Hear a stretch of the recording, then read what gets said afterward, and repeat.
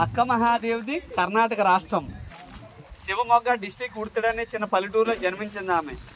ఆమె తల్లిదండ్రుల పేరు నిర్మలాదేవి సొంతి శెట్టి. వాళ్ళకి మ్యారేజ్ అయిన కొంతకాలం వరకు సంతానం కలగకపోతే శ్రీ బ్రహ్మరాంబ మల్లికార్జున స్వామిని వేడుకుంటుంది.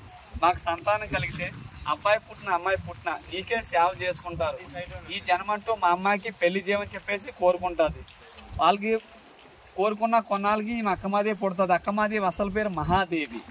అందరూ అక్క అక్కండ వాళ్ళు అక్కమాదేవి అని పిలువబడుతుంది. మనకి పెళ్ళి అయిన కొంతకాలం వరకు సంతానం లేదు. ఏదో ఒక దేవుడిని కోరుకుంటామా కోరుకోమా? కోరుకుంటాం. మనకు సంతానం కలిగితే దేవుడికి ముడుపులు ముక్కులు ఏమిస్తానని కోరుకుంటాం? తలనీలాలు, పేరు ఏదైనా కలిగి ఉంటే నీ ఇందులో దానం నీ గుడి కోసం కోరుకుంటాం. మరి వాళ్ళు అట్లా కాదు, అబ్బాయి పుట్టిన అమ్మాయి పుట్టిన నీకే సేవ చేసుకుంటుంది, ఈ జన్మంటూ మా అమ్మాయికి పెళ్లి చేయమని చెప్పేసి కోరుకున్నారు. మరి వాళ్ళకిలా మనం కోరుకోగలమా? వాళ్ళు ఎంత భక్తిపరులు కాకపోతే అట్లా కోరుకోగలరు ఒకసారి ఆలోచించండి. అక్క మహాదేవి చిన్నప్పటి నుంచి కూడా చాలా ధ్యానపరురాలు. శివుని అంటే చాలా ఆరాధన కొలిసిదనమాట. ఆమెకి ఎంత వయసు వచ్చిన తర్వాత, ఎంత వయసు అంటే పెళ్లి వయసు, ఆమెకి ఎంత వయసు వచ్చిన తర్వాత ఈ మల్లికార్జున స్వామి కోసం ఎంత సేవ చేసుకుంటున్నాను కాదా, నా జీవితానికి ఇంకేముంది, నాకు సర్వం దైవం భర్త అంతా మల్లికార్జున స్వామి అని చెప్పేసి ఆ మల్లికార్జున స్వామి కోసం ధ్యానం చేస్తూ కూర్చున్నది అక్క మహాదేవి. కర్ణాటక రాజు ఉన్నాడు, కౌచిక రాజు జయరాం శాస్త్రుడు. అక్క మహాదేవి ఒక అందాన్ని చూసి పెళ్ళంటూ చేసుకుంటే తన్నే చేసుకోని చెప్పేసి తన రాజమంత్రితో కోరు పంపిస్తాడు.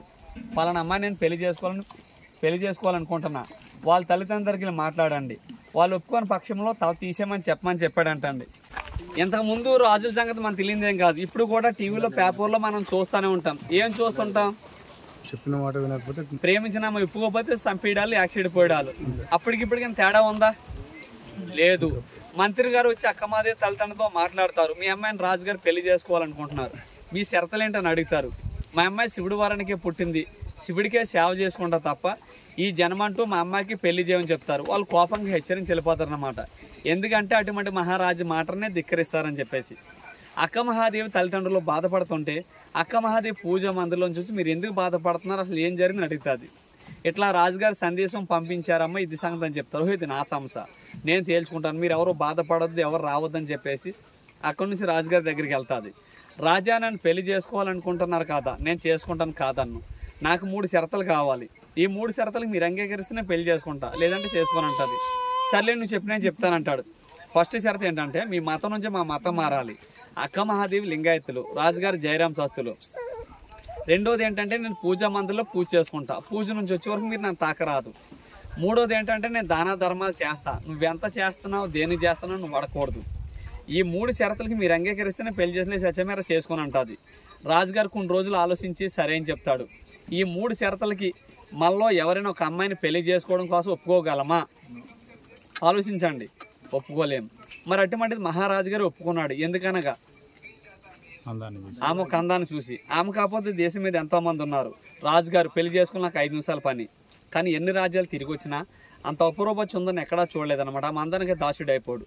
ఆమె ఎన్ని దానాలు ధర్మాలు చేసినా రాజుగారు పట్టించుకున్నాడు కాదు. నా జీవితానికి ఆమె దక్కితే చాలు అనుకున్నాడు అనమాట. మెయిన్ ప్రశ్న, మనం తిండి నీళ్ళు లేకుండా మనం ఎన్ని రోజులు పూజ చేస్తాం? 41 5 రోజులు ఎప్పుడైనా ఉన్నారా? తిండి నీళ్ళు లేకుండా మనం చేసేది ఒక్కరోజే. రాజుగారు కూడా అదే, 1 రోజు చేస్తుంది, 2 రోజులు చేస్తుంది, 3 రోజులు చేస్తుంది, 4 రోజులు చేస్తుంది, 5 రోజులు బయటకు వస్తుంది. అప్పుడైనా పెళ్లి చేసుకుని రాజుగారు అనుకుంటాడు. ఇంకొక మాట, మనం 2 రోజులు 3 రోజులు మానేసిన సందర్భాలు కొన్ని ఉంటాయి. అది ఏ రకంగా మానేస్తుంటాం, అందులో నేను ఒక్కను కూడా ఉన్నా. ఇంట్లో ఏదైనా గొడవలు పెట్టుకున్నప్పుడు కానీ, భార్య భర్తలుగా తిట్టుకున్నప్పుడు కొట్టుకున్నప్పుడు కానీ ఆ రకంగా మనం మానేస్తుంటాం. భక్తి పూర్వంగా అంటే కేవలం 1 రోజు. అది వాస్తవం కాదా? అక్క మాది ఇంత మట్టిని తీసుకుండి ఒక శివలింగం తయారు చేసుకుని రాజుగారు పూజ మొదలు ధ్యానంలో కూర్చుంటుంది. ఆమె రోజులు కాదు, వారాలు కాదు, నెల గడుస్తుంటుంది. ఆమె ఎప్పటికీ బయటకు రాదు. రాజుగారు కోపం వస్తుంది. ఏంటి ఈ అమ్మాయి నేను పెళ్లి చేసుకొని తెచ్చుకున్నాను, ఈమె ఎంతకాలం ధ్యానంలో కూర్చుంటుంది, నేను ఎంతకాలం వెయిట్ చేయని చెప్పి పూజ మందులోకి టచ్ అయిపోతాడు. అప్పుడు ధ్యానంలోంచి లేచిన అక్క మహాదేవి అంటుంది, రాజా నన్ను పూజ నుంచి వచ్చే వరకు మీరు నన్ను తాకరాదని మాట ఇచ్చారు, మీరు ఎట్లా చేయడం శాపమా అని అడుగుతుంది. అప్పుడు రాజుగారు అంటాడు, నేను ఎంతకాలం వెయిట్ చేయని చెప్పి సమాధానం చెప్తాడు. అప్పుడు అంటుంది అక్క మహాదేవి, నాకు ఇన్నాళ్ళ మట్టి తిండి లేదు, ఏమీ లేదు, ఓమనవసం మంత్రం తప్ప. ఇన్నాళ్ళ మట్టి నా ఒక భక్తిని గమనిస్తారనుకున్నాను తప్ప కానీ ఈ తుచ్చమైన శరీరం భాగం చూసే మీరు మోహిందని చెప్తాం ఒక్కొక్క వస్త్రం తీసి రాజుగారు ముంగడేసేస్తారు. తన పొడవైన తల వెంట్రుకలతో ఒళ్ళంత కప్పు ఉండదు. ఆ ఫోటో కేవ్స్ కూడా ఉందో చూపిస్తాను.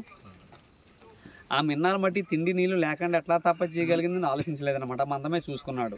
అప్పుడు రాజులు కొలిసే కులగురువు అక్క మహాదేవి రూపంలో రాజుగారి దర్శనం ఇస్తాడు. అప్పుడు రాజుగారికి ధ్యానోదయం అవుతుంది అనమాట. అమ్మ నేను ఏమహంతో చాలా తప్పు చేశాను, నన్ను క్షమించమని చెప్పేసి ఆమె కాల్మేపడి క్షమాపణ వేడుకుంటాడు. నా రాజ్యంలో ఉండి తల్లి నువ్వు ఎక్కడికి వెళ్ళదు, నీకేం కావాలి నేను చూసుకుంటానంటే, లేదు నా స్వామి దగ్గరికి వెళ్ళిపోతానని చెప్పేసి కర్ణాటక నుంచి కాలినడకన ఒంటి మీద నూలు పోగు లేకుండా ఇక్కడ మల్లికార్జున స్వామి దర్శనానికి వచ్చిందండి ఆమె. 800 సంవత్సరాల క్రితం అంటే ఈ నల్లమల్ల ఫారెస్ట్ ఎట్లా ఉందో మనకు తెలియదే కదా, చాలా తిక్క ఫారెస్ట్. అని జంతువుల మధ్య కూడా మొంటరగడికి వచ్చి ఈ మల్లికార్జున స్వామి దర్శించుకుంది. ఆమె తపస్సు చేసుకోవడానికి ఈ నల్లమల్ల ఫారెస్ట్ అంత ఎదుగుతుంటే ఆమెకు వస్త్రాలు లేవు, ఏ నరమానుడు కంట కనపడకూడదు, ఆమె తపస్సు చేయడం భంగం కలకూడదని చెప్పేసి నల్లమల్ల ఫారెస్ట్ అంత ఎదుగుతుంటే వనదేవత ప్రత్యక్షమై అమ్మని ఒక దైవ సంకల్పంతో వచ్చు, ఒక ప్లేస్ ఉంది, ఆ ప్లేస్లో ధ్యానం చేసుకో, ఏ నరమానుడు నీ కంట కనపడ్డని చెప్పేసి ఆమె నీ కేవ్స్ లోపల ఇడిచిపెట్టి వెళ్ళిపోయింది అంటండి.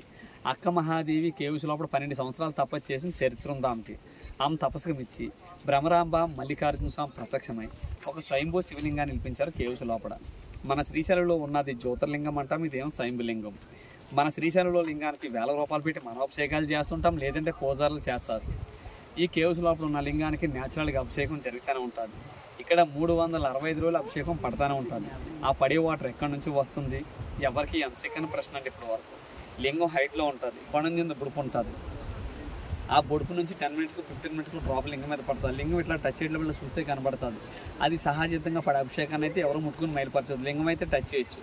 ఆమె ఇక్కడ కొంతకాలం తపస్సు చేసి కదిలివనం చెప్పాను కదా, ఆమె అక్కడికి వెళ్ళి కొంతకాలం తపస్సు చేసి అక్కడే శివుడిలో ఒక జ్యోతి రూపాలు ఐక్యమైపోయింది. ఆమె చనిపోలేదు, సమాధైపోలేదు, ఎవరిని పెళ్లి చేసుకోలేదు, శివుడిలో ఒక జ్యోతి రూపాలు ఐక్యమైపోయింది. మీలో శ్రీశైలం లింగం తాకిన వాళ్ళు ఎవరైనా ఉన్నారా? ఇంతకుముందు కానీ ఈ రోజు కానీ నిన్న కానీ ఎవరు టచ్ చేయలేదా? మరి అదే అడిగింది నేను. లింగం టచ్ చేసిన వాళ్ళకైతేనే గర్భగుడిలో విగ్రహాలు కనబడతాయి. దూర దర్శనం అనేటప్పుడు 2 గుమ్మాలు ఫ్రంట్ సైడ్ నుంచి చూస్తుంటాం. మీరు గర్భగుడిలోకి వెళ్ళేటప్పుడు ఫస్ట్ ద్వారం దాటిన లెఫ్ట్ సైడ్లో బ్లాక్ విగ్రహం ఉన్నది, గమనించలేదు? ఆ మఖమాది 2వ ద్వారంలో శివుడు ఉంటాడు. మళ్ళీ వచ్చేటప్పుడు యామారెడ్డి, మల్లమ్మ, చిద్రామప్ప చూడలేదా? వీళ్ళు ముగ్గురు కూడా కర్ణాటక వాళ్ళే, మనకలాగా మానవ జన్మెత్తిన వాళ్ళే. శ్రీశైలం గర్భగుడిలో పెట్టారంటే వాళ్ళు ఎంత భక్తపరులు అనేది ఒకసారి ఆలోచించండి. మనకలాగా మానవ జన్మ ఎత్తిన వాళ్ళ విగ్రహాలు తీసుకెళ్ళి భూ ప్రపంచంలో ఎక్కడని చూసామా? ఎక్కడ లేవు. ఎంతోమంది గుళ్ళు కడిచిన వాళ్ళు ఉంటారు, వాళ్ళ విగ్రహాలు ఎక్కడని పెట్టడం చూసామా? వాళ్ళ వాళ్ళు కట్టించారని రాస్తారు. అంత భక్తపరులు కాబట్టి శ్రీశైలం గర్భగుడిలో కూడా ఒక దేవతలకి ఎంత కొలుస్తున్నారు. మెయిన్ శ్రీశైలంలో లింగం తాకే ముందు మనం ఫస్ట్ ఎవరిని తాకుతాం? అక్కమాదిని తాకి శివుడి దగ్గరికి. అలా కాదు, బయట అక్కమాది ఉంటుంది, లోపల శివుడు ఉంటాడు. శివలింగం తాకిన తర్వాత బయట అక్కమాది విగ్రహం టచ్ చేసుకోవాలి. ఇక్కడ ప్రత్యేకత ఇదనమాట. లింగం టచ్ అయిన వాళ్ళు ఎప్పుడైనా టచ్ చేస్తే గమనించండి, ఓకేనండి? మిగతాది అక్కడ చెప్తా. నా పేరు కామేశ్వరరావు. చాలా బాగా చెప్పారు. మిగతాది అక్కడ చెప్తానండి. నాకు కొన్ని విషయాలు తెలుసుకోవడం తెలియదు. అయ్యా మీరు రండి. ఎప్పుడు చేశారు? రిటైర్మెంట్ ఎప్పుడు అయ్యారు మీరు? ఏ క్యాడర్లో అయ్యారు? ఓకే.